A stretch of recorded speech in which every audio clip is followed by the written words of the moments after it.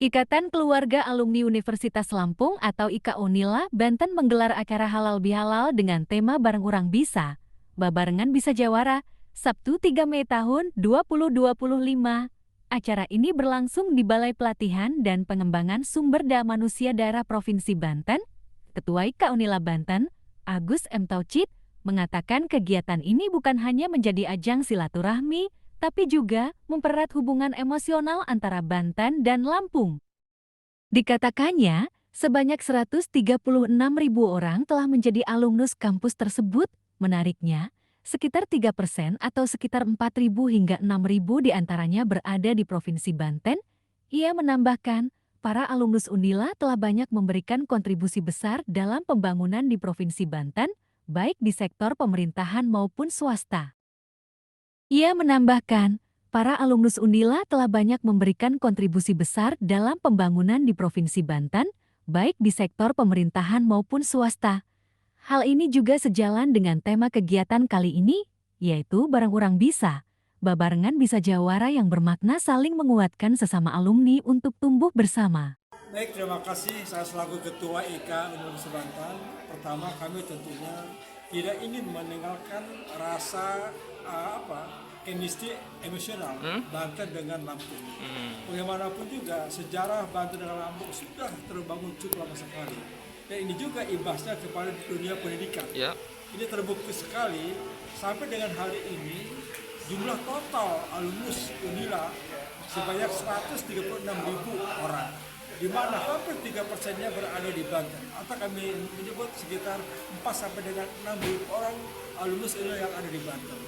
Dan catatan juga dari himpunan mahasiswa Banten yang ada di Unila bahwa jumlah mahasiswa Unila asal Banten ada 400 orang. Nah, melihat yang sedemikian besar, tentunya suka tidak suka alumnus Unila sudah banyak memberikan kontribusi terhadap pembangunan di Provinsi Banten.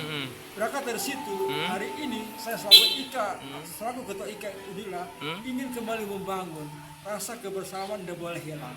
Rasa chemistry terus kita bangun. Ujung akhirnya kami akan saling membesarkan alumni. Ujung akhirnya lembaga amatir kami akan besar. Ini konsep Jawara.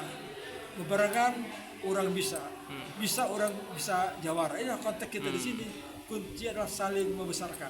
Apa yang tadi disampaikan oleh Pak Wakil Gubernur, ujung akhirnya empati yang kami bangun sesama alumnus IKA Unila Banten. Dan terbukti dari berbagai bidang pekerjaan formal dan informal, alumnus Unila sudah banyak memberikan kontribusi yang besar untuk pembangunan Banten.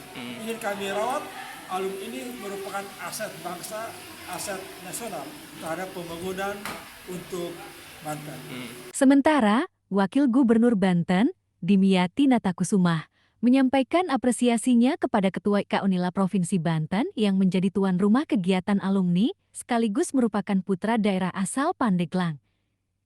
Ia menekankan pentingnya berbagi ilmu dan rezeki demi kepentingan bersama, termasuk untuk kemajuan Banten.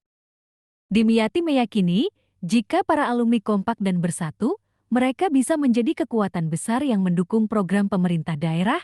Ia mengungkapkan pentingnya peningkatan jumlah lulusan sarjana di Banten.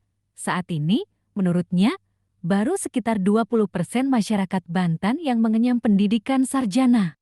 Telah masuk wilayah Provinsi Banten. Dan kita apresiasi sebagai tuan rumah, suatu upaya apalagi Ketua IKA Provinsi Banten, orang Pandeglang. Beliau kadis pertanian di Provinsi Banten.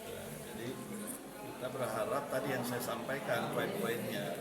Poin terpenting adalah tadi kalau kita punya ilmu, punya rezeki, punya kelebihan yang berbagi, dan untuk kepentingan Banten juga.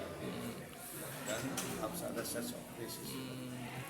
Yang lainnya adalah intinya kalau mereka akur, mereka kompak, mereka bersatu, itu juga membantu pemerintah provinsi. Karena kesuksesan Provinsi Banten kalau masyarakatnya aman dan damai dan nyaman. Apalagi rata-rata mereka sarjana, memiliki disiplin ilmu yang berbeda-beda, kan mumpuni toh. Ini sangat mempat, apalagi kalau dihitung-hitung sarjana di Banten itu hanya 20%, yang mengenyam sarjana. 80%-nya tidak sarjana, tidak kuliah. Nah itu mereka sebetulnya beruntung dibanding yang lain yang 80%. Nah ke depan kita harus tingkatkan bagaimana minimalnya 50% lah masyarakat Banten sarjana.